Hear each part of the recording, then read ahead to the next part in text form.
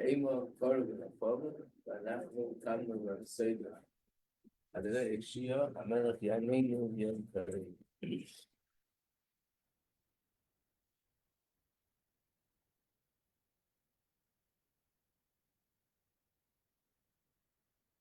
So we are on page 130. This is the lessons in Kuntrus Heichaltzu.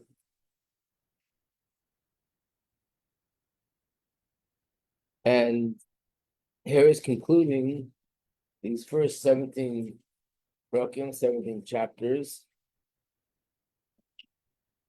And he's explaining how, in a certain way, this clip of Midyan, which is divisiveness and arguments and fighting, hate, especially sinas chinam, baseless hate, that this is in some ways worse than some of the worst averos. And one of the things that help us see this more clearly is regarding the golus. In other words, the fact that you need much more, thank you, much more time and effort to correct the damage from sinas chinam shows us that the damage it does is so much more severe. So the first Beis Hamikdash was destroyed because for the three very serious averos, the most serious averos, the ones that a person is supposed to give up his life for, Avodah Zarah, Iyar Arayis, and Shvichas Damim. And yet, they were in Golus for 70 years. This means 70 years of Golus was enough to rectify and repair whatever spiritual damage was done. The second Beis Hamikdash, they weren't violating these averos like in the time of the first. But the main reason why the second one was destroyed was because of sinas chinam. And apparently, we didn't have the ability to repair that in 70 years. Rather, we're already almost 2,000 years in that golus. So we see that this is much more difficult to rectify. If it's more difficult to rectify, that means the damage it does is so much more severe. And the reason for that is because all averos, even the serious averos, they basically cause a defect in a very specific area in the spiritual realm. But to be more specific, they cause a defect in one of the letters of Hashem's name. But sinas chinam, that affects the entire name of Hashem, the entire name of Yud Kei Vav Kei. Because Hashem, Yud Kei Vav Kei, Shem Havaya, is the essence of it is Achdus, unity, and Bittul. And sinas chinam is all based on Yeshus, and it's all about separation and division.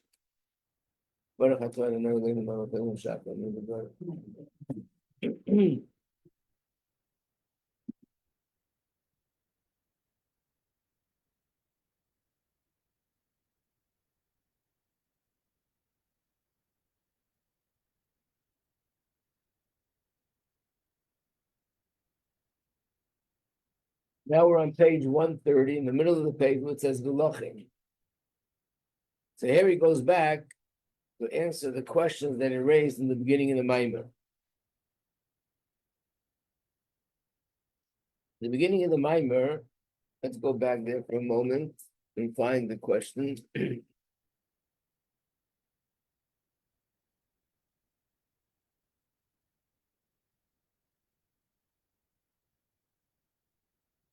Question is found that he's going to answer now.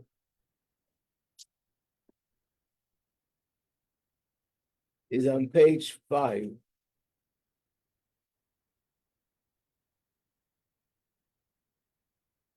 No, page 7.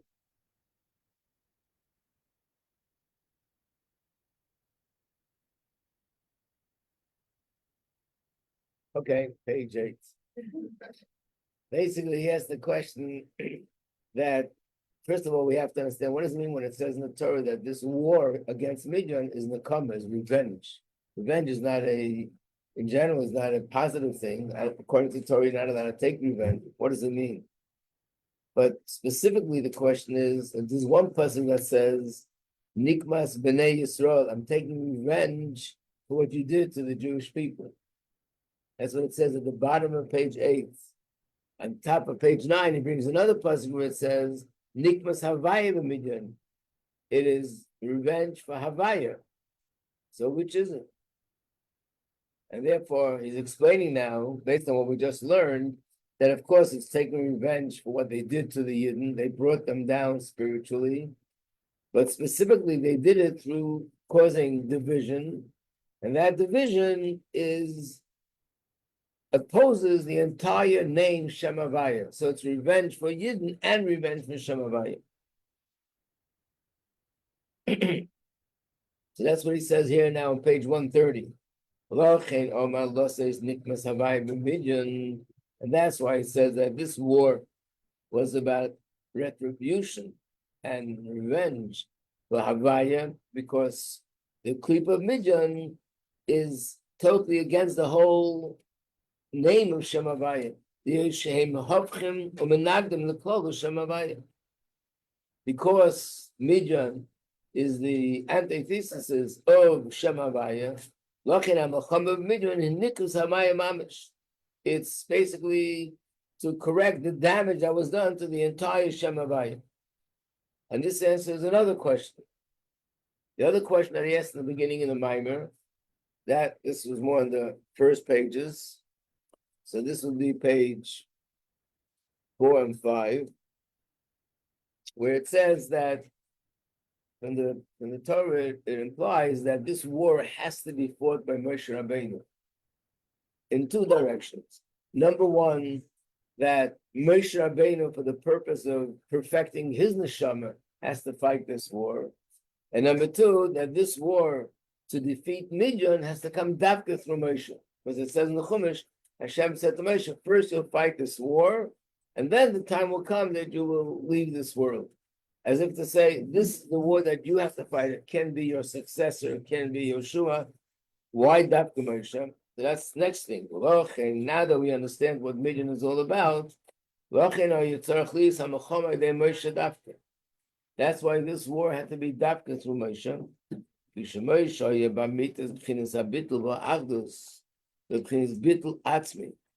Rabbeinu was the highest level of bittul and the highest level of Agdus, unity with Hashem.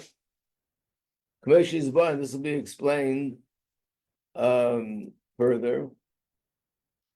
And because Moshe personifies bittul and Agdus, so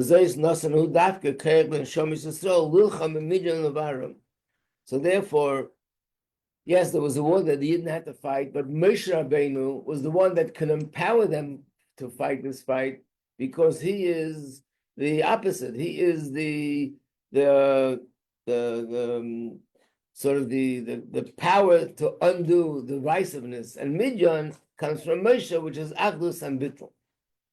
So Midian is divisiveness and Yeshus, and Moshe is the opposite, Agdus and Bittul. So therefore, the koyach for Yidden to fight them comes only from Moshe. Therefore, even though there were 1,000 people from each tribe that were fighting, but Moshe Rabbeinu had to appoint them. Appointing them means he was the one who was empowering them. He was giving them his koyach. So that answers the second question. Then there's a third question. Third question looked like it was a question which is in grammar. It says in the pasuk, Heichaltzu me'itchem. And when it says Heichaltzu me'itchem, Heichaltzu mashma kulchem, the word Heichaltzu is a word that implies all of you, the entire Jewish people are fighting this war. But at the end, he says, no, only 1,000 people from each tribe. Because Hainu Shibchinis is Agdus Veskalgus Kulam. So Hidafka used the term Heichaltzu, which implies inclusion, that all the Yidden are included as one, and they're all fighting this war, because the main payach to fight this war was the Agdus of Yidden. Heipach Bechinis Apirud V'Eschalkus, the opposite of divisiveness and the opposite of separation. By Dezeh, and through this, Yilchamu b'midyan, Losses Nikmas Havai b'midyan. That's how they'll be able to fight this war. So it had to be fought Dafka through Moshe. First of all, Moshe himself is the one who has the power to fight them. And second of all, the fact that the Yidden fight them is only through Moshe. In other words, no one else who would have been leading this war would be able to succeed the way Moshe did, because he was able to empower them, because he was the opposite of Midian.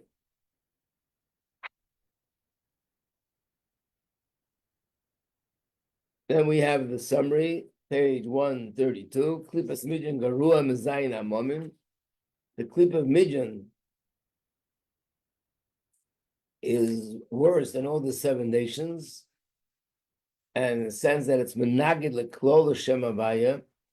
That's not one of the 7 nations that's something which is in opposition to one of the 7 attributes, but this is in opposition to the whole entire Shem Havaya.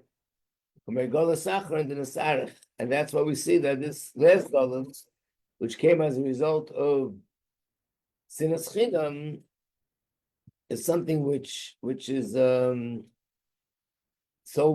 much longer than the first golus, and it also answers the question that it raised in the beginning of the Maimer. So to a certain extent, this completed one part of the Maimer, but as you see, the Sefer continues on. I just want to take one look at the beginning of the next page. Just it starts with to explain and basically understand more in depth. But what does it mean that Klipas Midian is something which opposes the entire Shem Havaya? And this part goes into things much deeper, Apexidus, but the part that's sort of the mimer, that's more practical, is the first 17 chapters. So we're going to conclude over here. And now we'll do the review. But before we do the review, just want to say that this is, as we know, this is one of the main cornerstones of Chassidus, the Baal Shem Tov, being of Ahavas Yisrael. And again, even though Ahavas Yisrael is the pasuk in Chumash and it's a mitzvah, that's nothing new. But the newness is the extent of it, to what degree, like what it says here, that Sinas Chinam is the essence of Shem Havaya. That point is the newness. It's said in many different ways, but this is the point that according to Baal Shem Tov, Ahavas Yisrael isn't just another one of the mitzvahs, and even not just another important mitzvah, but it's central to everything in Yiddishkeit. And that's why in Tanya, the Alter Rebbe chooses chapter Lamed Beis to be the chapter to talk about Ahavas Yisrael. What's interesting also that there's a first edition of Tanya, which we don't really study, which means Alter Rebbe wrote the Tanya, and then later he wrote it a second time to sort of improve it and to perfect it. So the first edition is the same as the second one, but there's smaller little things that you can compare and show differences between one and the other. But one of the things that in the first edition of Tanya, this whole piece, which is now chapter 32, wasn't there. And the Alter Rebbe inserted it in the second edition, but he could have inserted it in a way that it would just be part of whatever was written there. The Alter Rebbe chose to make this a separate chapter and to consider this chapter 32 and to show that just like 32, which is Lamed Beis, means lay, the heart, that Ahavas Yisrael is at the heart of Chassidus, and it's really the heart of all of Yiddishkeit. And that's what he says here in the language of Siddur, Shem Havaya, Klipas, but really that's what it's saying, that this is the essence of everything. One of the statements by the Baal Shem Tov, which was passed down by one of his students, he was called the Mordechai Tzaddik. And I think it's also found in Hayom Yom, and I think it is found in Hayom Yom, where he said that a neshama could be coming down to this world, and be here for 70, 80 years. And the main purpose why the neshama came down to this world is to do a favor to another yid just one time.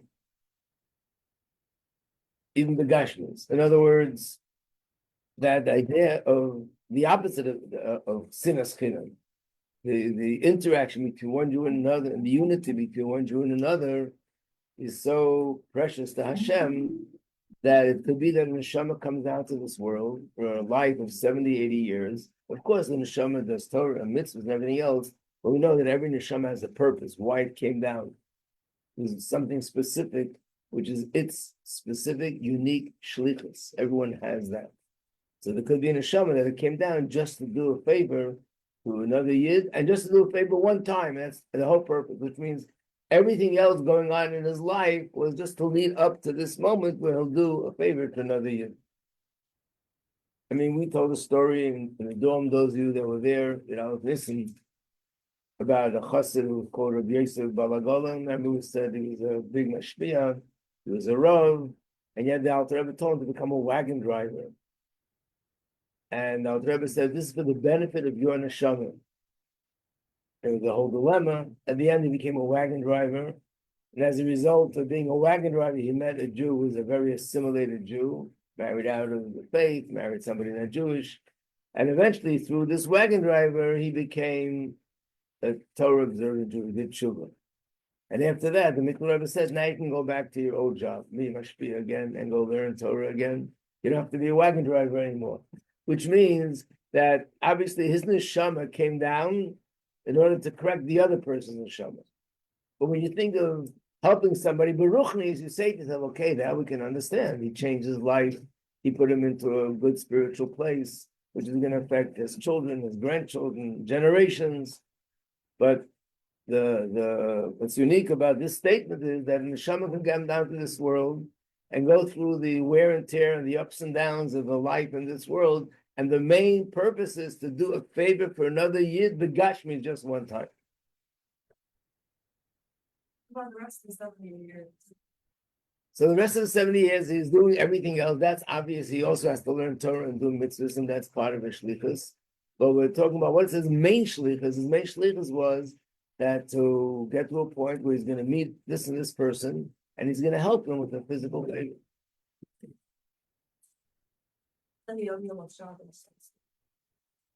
Oh, is that it? My birthday. Oh, your birthday. Okay. There we go again.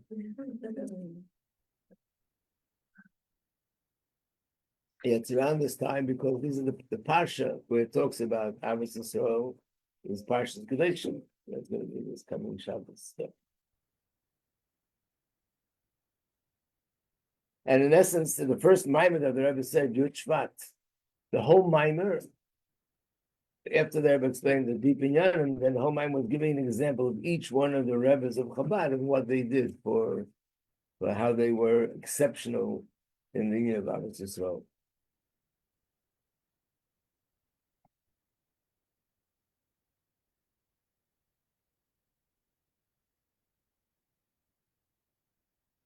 Okay, so do you want to take out the workbooks?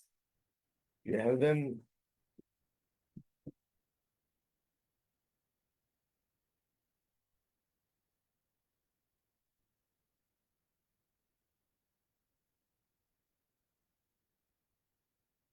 We'll do the questions.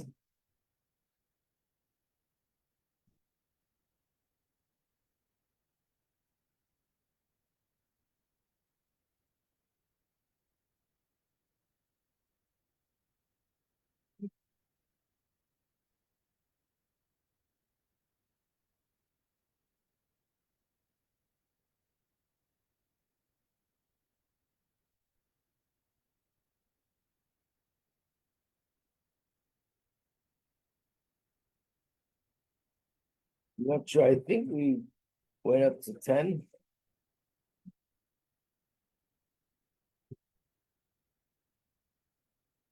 Maybe not. Anyone mark down? We went up to 8, maybe 9.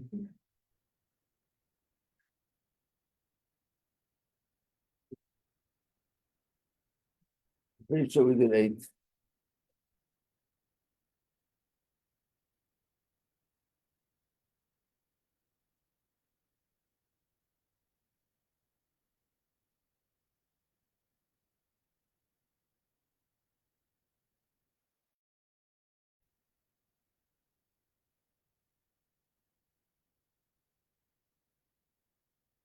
Let's go over the question on page 71. I think that's chapter 9 and 10. I don't think we reviewed this yet. So remember we said that sinas chinam is something that's supposed to be very subtle, which means I'm not aware that I have it. And therefore, when I do look at another person in a negative way, it's really coming from sinas chinam, but in my mind, I feel it's for different reasons. I don't even recognize that it's that because it's something subtle and it's something which is subconscious. So that's one of the things in the mind that we have to look at the outcome. Let's look at the symptoms. We see certain symptoms, from that we can understand that this is where this is coming from. There was something I just learned in the Rambam yesterday, which reminded me of a very powerful thing about how things could be going on subconsciously, and I'm not even aware of it. The laws that we're learning about is the laws pertaining to Rosh Chodesh, the moon, and at best at certain times they have to decide that they're making this year a leap year, which means we add an extra month. What's the reason for that? One of the reasons for that is because Pesach has to be during the spring. And if you wouldn't add that extra month, eventually Pesach would be in a season which is not the spring. So every year, when it comes this time of the year, the Bezdin have to calculate. And if they see that Pesach is going to be when it's not the spring, then they add another month. And then Pesach will come out to be in the springtime, because in the Chumash it says it to be Ovid. And then the Rambam writes that there are two people that they're not qualified to be part of the Bezdin to make that decision.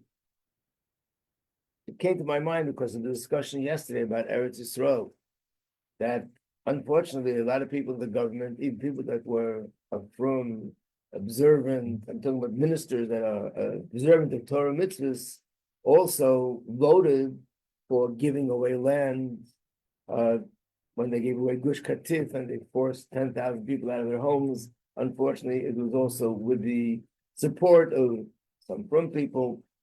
And it seems to be shocking. Like, how could someone like that, and we also know that the government gave hundreds of thousands of dollars to these political parties for their yeshivas. So that also has a little bit of an influence, at least subconsciously. So someone once was by the Rebbe, and he said to the Rebbe, how could it even be possible that a person who is like totally devoted to Torah would be influenced because he's getting $1 million for his yeshiva that to give such a ruling? The Rebbe brought this Rambam as an example. The Rambam says one of the people that are not qualified to make the decision whether it should be an extra month or not is the Kohen Gadol. Imagine the Kohen Gadol is a Torah scholar, and he could really be part of that halachic ruling, but we can't use him. Why not? This is the reason the Rambam gives. Because on Yom Kippur, he has to immerse himself in a mikveh 4 times. If it's cold weather, it's not so comfortable. If it's warmer weather, it's more comfortable. What's the difference if you have an extra month or not? If you have an extra month, then your Kippur time will still be warm. If you have less month, then your Kippur time is already going to get cold. You got it right, or the opposite? The opposite, right? I knew that. So if it's an extra month, then your Kippur time is going to be colder already. If it's less of a month, then your Kippur time will still be part of the summer. It'll be warmer. So that might influence his decision whether we should make an extra month or not. The Rebbe says, listen, you're talking about the Kohen Gadol, not an ordinary person. And you're talking about something which relates to immersing himself in the mikveh on Yom Kippur, the holiest day of the year. And it's not happening now, it's going to happen in 7 months from now. And yes, we're thinking maybe subconsciously this will influence his decision whether there should be an extra month or there shouldn't be an extra month.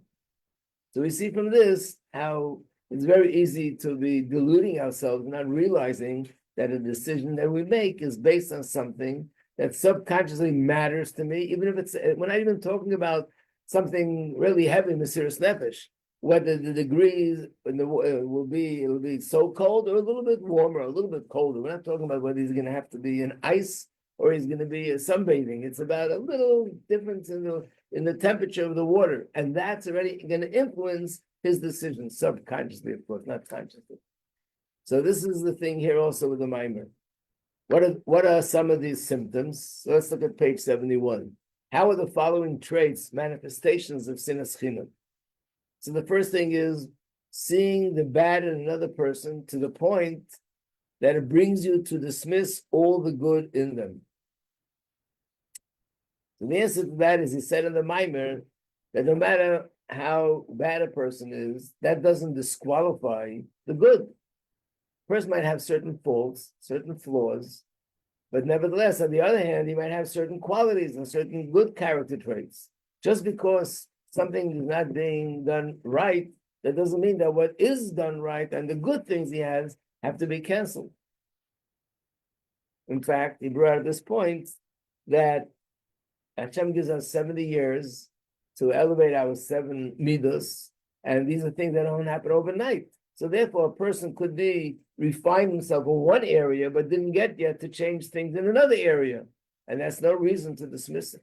So the fact that this person sees within himself that he has such resentment to the other person, and to the point that even the good in them he dismisses, that must be something more than just because he did something wrong.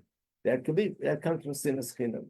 And the fact that in his mind is because he does other things that are wrong, that's just sinas chinam being camouflaged as some sort of reason, which gives me the license to have that hate towards the other person.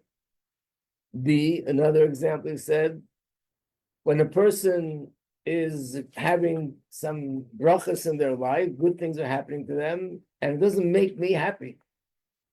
Naturally, it should make me happy when I see other people that good things are happening to them, whether it's begashmius or baruchnius, something happened, a child was born, one of the children get married, they earned a lot of money. When I see that it doesn't make me feel good, that means also there's a certain division, the divisiveness, something is separating me from that person. And that's the sinas chinam, again, in a subtle way, that's not letting that happen. Or the same as the reverse, that feeling pain when a person is suffering, being that we're all supposed to have obviously so, when I hear of another person suffering, it should cause me pain. And if it doesn't bother me, that's also a sign of sinas chinam. And it doesn't bother me because this person doesn't daven properly, doesn't learn properly, doesn't give tzedakah properly. Oh, that's why I don't care for what happens to him. That's not a Torah, something based on Torah, and it's something which comes from sinas chinam, because otherwise, according to Torah, that's the way you should be feeling. And of course, what's even worse was the fourth thing, to be happy when you see another person suffering. Chas v'sholom. Do you remember the answer to number 2? Why would a person actually feel more pain from other people's suffering than even from their own suffering?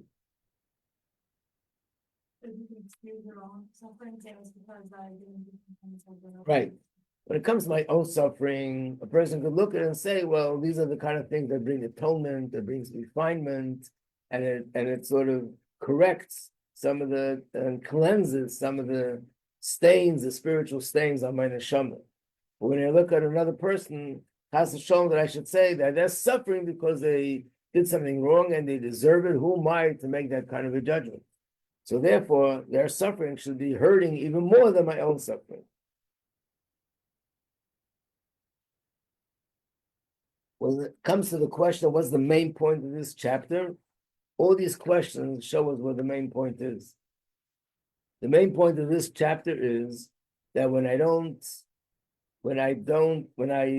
reject the good in another person, even the good things that they do, because of the negative things, or as a result of that, I don't feel the other person's pain, or I don't feel the other person's joy, and to affect me in that way, that is a sign that I have sinas chinam.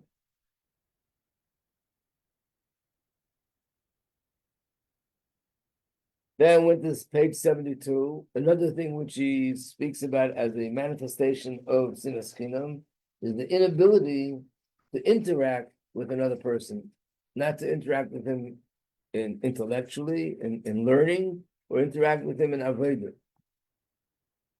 So first of all, what would he say was the advantage in sharing with another people when it comes to Torah study? Like sharpening each other's mind. Very good. The Gemara says, brings a pasuk, it's like you sharpen one sword with another sword. Then when two people learn Torah together, they sharpen each other's mind, and it brings clarity to the subject. Because someone asks a question, someone gives an answer, someone raises another question, and eventually, because I'm bouncing it off another person, the other person is bouncing it off me, and therefore we're challenging each other, ultimately we'll get to the conclusion, which is the right conclusion. Then he says, also in avodah, if a person is working on themselves in self-refinement, the fact that they can share with each other is also something which has a certain milah. And one milah is that one does not see their own faults. What's the reason for that? Self-love blinds, or self-love blinds. Right. He brought a pasuk that love blinds a person from seeing faults. Ava mechas akol pshoyim techase ava. And therefore, the love that I have for myself, which is natural, will blind me that I won't see my own faults. So therefore, when I'm interacting with another person, sharing with another person, both me and the other person, we can see what's going on in my life better through the other person's eyes than through my own eyes.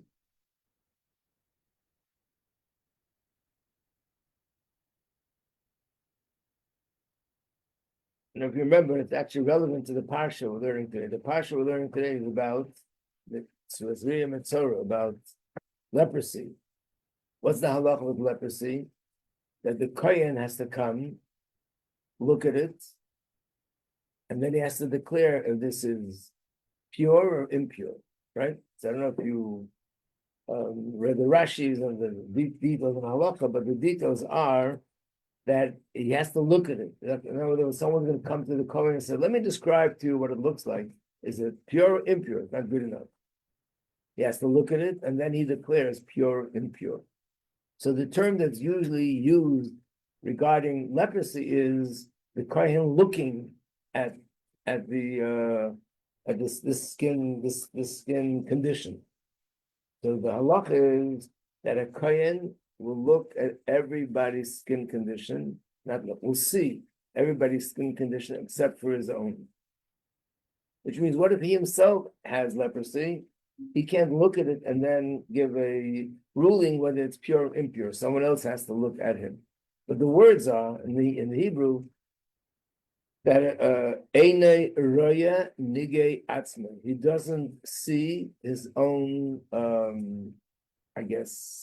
leprosy, own affliction, which basically can also be interpreted that a person doesn't see his own faults. So therefore, I need the other person. Then he said that verbalizing to another person their personal faults also brings more remorse, and that helps, and that motivates me to do something about it in a stronger way. Why does verbalizing it bring more remorse? Anyone remember that? Like when you say it out loud, it like rolls on like people part of your soul. Right. So we said this is a general principle, both emotional and intellectual, that when you verbalize things, you bring it out the dibur. So Chassidus explains, the whole chapter in Tanya dedicated to this, that speech has a deeper source in the soul, even deeper than intellect. And therefore it has the power to draw out something deeper from the intellect more than thinking, more than thought. And therefore when a person speaks about something, he'll be able to see deeper insights into it. When a person speaks about emotion, it'll make him even more emotional, more excited, whether it's positive or negative. And therefore, in this case, where the person wants to be able to feel that remorse, by verbalizing it, the feelings of remorse, which is tshuva, will be stronger. Then we come to the third thing. Why is it when discussing your faults with another person, you're able to better think of ways to correct it? Two people. Right. So I'm limited in my thoughts, and when two people think together, the other person could think of a solution, and that's based on the principle which the Rebbe encourages to have a seilach harav, to have mashpia, and that is the principle in Gemara that a person who's locked in a situation cannot unlock himself. Again, it means that we're not talking about noticing my fault. We're talking about finding a solution. I'm so involved in my situation that it's more difficult for me to think of a solution. And sometimes an outsider, not sometimes, generally speaking, an outsider looking at the same situation could see it more clearly because they're more objective, they're not emotionally involved. So not only does talking to the other person help me with recognizing what's wrong, it also helps me with finding the solution to correct whatever is that's wrong. And the last thing is when it comes to making the actual solution. So it says here in the Mimer that when I'm talking to another person, two people talking together, and together they make resolutions to change something that'll also last longer. And why is that? Because when two people merge their powers together, they have more strength than they would do on their own. Like even physically, you mentioned what Rashi says in Chumash, that if two people lift something that's heavy, together they can lift more than they can each lift on their own. Meaning, if one person could lift 10 pounds and the other person could lift 10 pounds, you would expect that together they should be able to lift 20 pounds. This says in Chumash, no, together they can lift a third more of what they can both live together.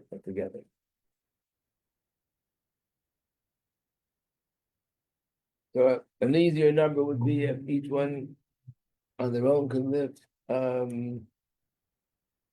What would be the numbers? A third norm means a third is 20, I guess. That's what it would be.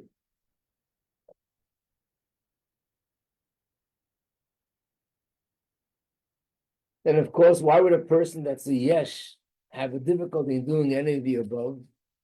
That all the people, if a person doesn't do all the above, it's all a result of yeshus. Why? He can't reveal himself to the other. Right, because anything that has to do with that might give a feeling of that I'm inferior to the other person. In other words, I have a fault, I need the other. In general, even the fact that I just need the other person's assistance makes me feel vulnerable, inferior, and it's a sort of a blow to my ego. So a person who has bittul has no problem doing that. He just does what he needs to do. But a person's a yesh, he's concerned that this is going to take away from my sense of yeshus.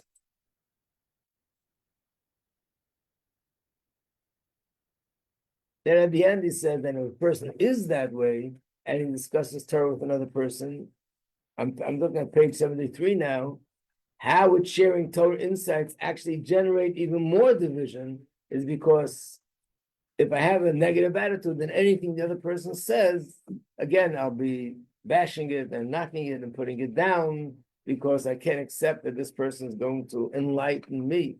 So therefore, it'll only create even more separation between the two people. What would be the main point of this chapter? The importance of interacting with others, both in Torah study and in Avodah, and the fact that a person resists doing that comes from Yeshus and Sinas Chinam.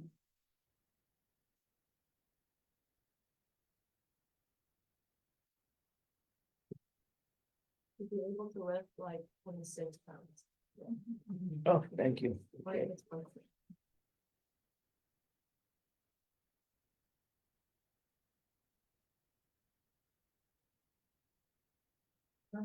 There, someone is still like comprehension. If I don't want to learn with another person, Why? why don't I want to? Because sometimes you don't want to learn. Sometimes.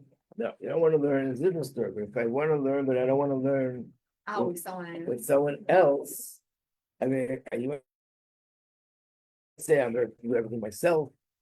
But I guess, anything you learn here, you should know there's always the rule that every rule has an exception to the rule. And then there'll always be other reasons as well. But generally speaking, it means that this person feels, I won't gain anything from the other person. In other words, they're gava, that I don't feel that I can gain something from another person.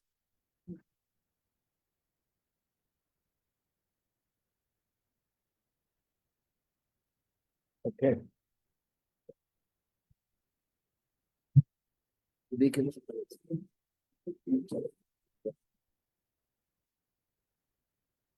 I really will.